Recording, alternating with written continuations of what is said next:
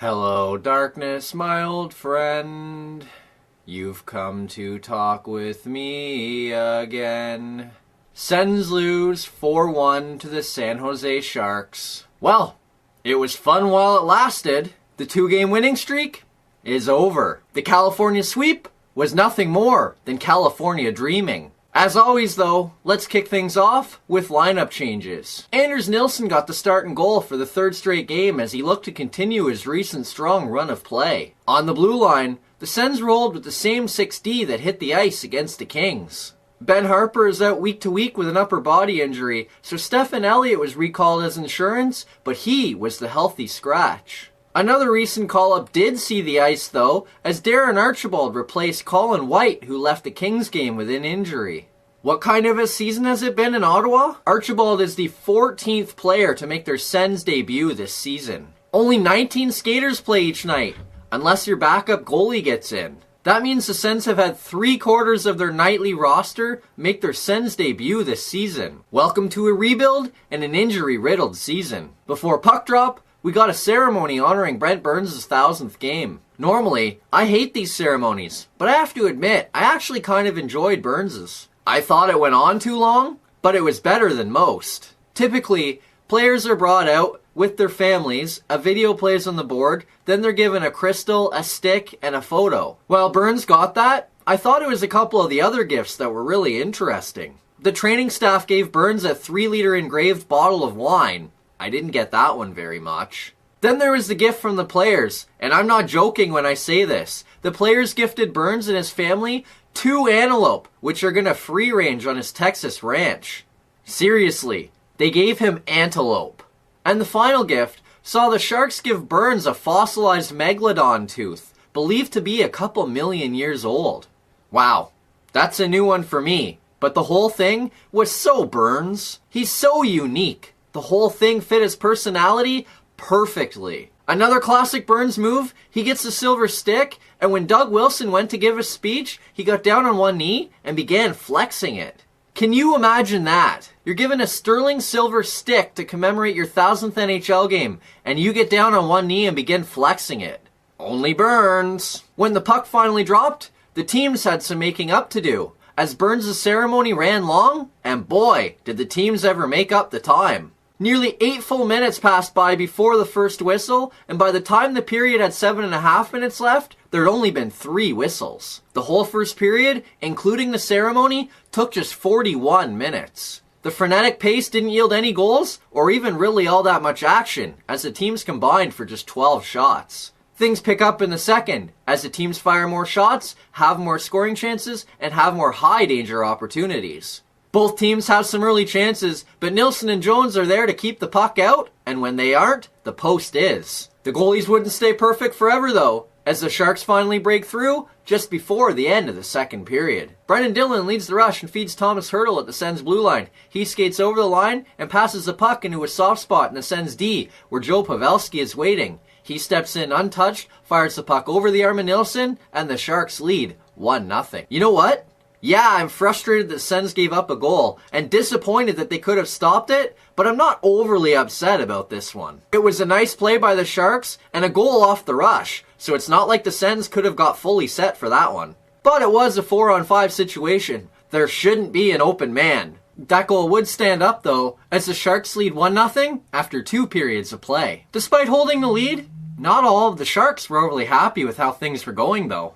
During the second intermission, Hockey Night in Canada interviewed Erik Karlsson, and boy, what an interview that was. First of all, it was extremely awkward and not very good. I don't know if the reporter was mandated to ask the questions he did by Hockey Night, but boy, it wasn't very good. He continuously asked Karlsson questions about playing his former team, which Karlsson didn't really want to answer and didn't really answer, which made the interview extremely awkward because he kept asking it anyway. But the reporter's first question was his best, and it got the best response. The reporter asked Karlsson how the game was going and how he thought his team was playing, and Karlsson's response was classic EK65. He basically called out his whole team and said that the whole team was playing terribly. He said they weren't playing very well, and they were going to need to figure out a way to grind out a win because they weren't playing all that great.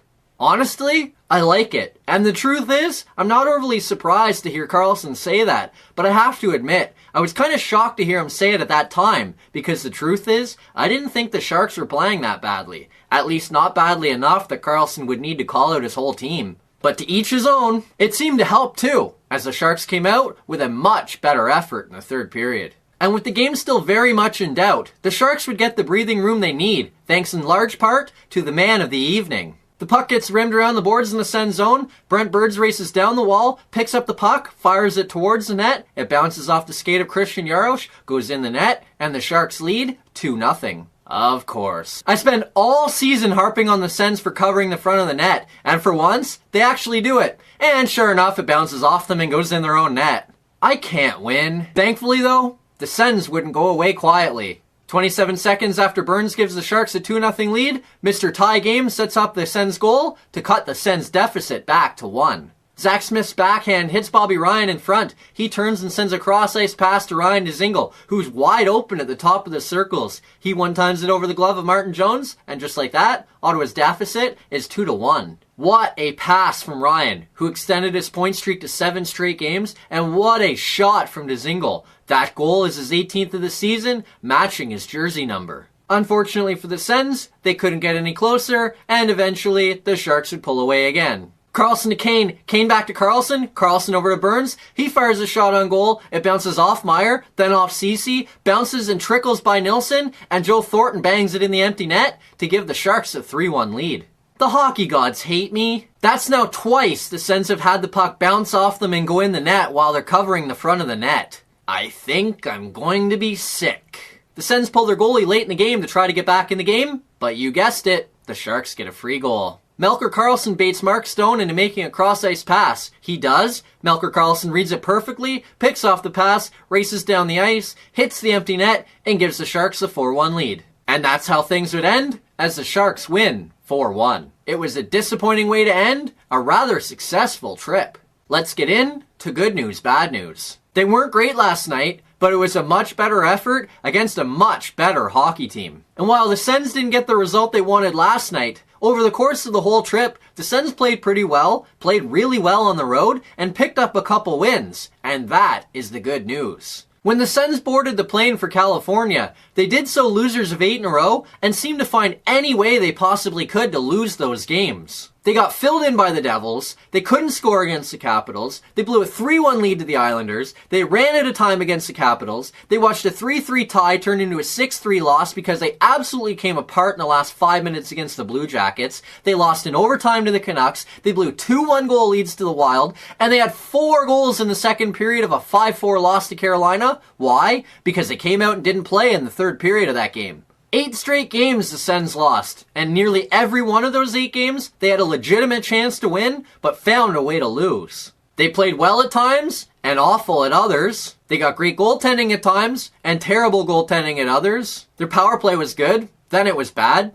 Same with their penalty kill. Over the course of the trip, they weren't world beaters by any stretch, but they were certainly much more consistent. They even played more consistent on the road, where they have been awful so far this season. Hopefully the effort put forth by the Sens is a sign of things to come, and not an anomaly, because they were pretty good on the California road trip, and that is the good news. Now, for the bad news. Given Ottawa's current situation, one thing was particularly clear to me. Ottawa still has a long way to go on their path to being one of the top teams in the league, and that is the bad news. Yes, the Sens are young, and yes, they're riddled with injuries, but there's still a significant gap between the Sharks and the Sens. If the Sens had their number 1 center, their number 2 center, their number 1 defenseman, and their number 1 goalie in the lineup, yeah, it would make things look a little different. But that still pales in comparison to the kind of lineup the Sharks can ice, which includes guys like Burns, Karlsson, Pavelski, Thornton, Cachet, Meyer, Hurdle, Vlasic, who didn't even play. The Sharks are loaded, the Sens are trying to get there. The one thing this game does, it gives the Sens a chance to measure themselves. They hung around against a much better Sharks team, and that should give them some confidence and some momentum. It also helps that they can see those guys close up, and now they have something to strive for. The Sens currently do not have the talent to match up with the league's best teams, and that is the bad news. Next up, the Sens return home for the California road trip on Wednesday night when they welcome the Colorado Avalanche. The game is the second and final meeting of the season between the two teams, with the Avalanche winning 6-3 in Colorado on October 26th. The Avs do come into the contest ice cold though, as they've lost 9 of their last 10 games. They also play the Leafs on Monday, so they could be even colder by the time they get to Ottawa. The Avalanche do feature the NHL's best line of McKinnon, Landeskog, and Rantanen, who scored 3 goals and 10 points against the Sens on that October 26th loss. So shutting those 3 down will be huge if the Sens have any hope of picking up a win. See you Wednesday night.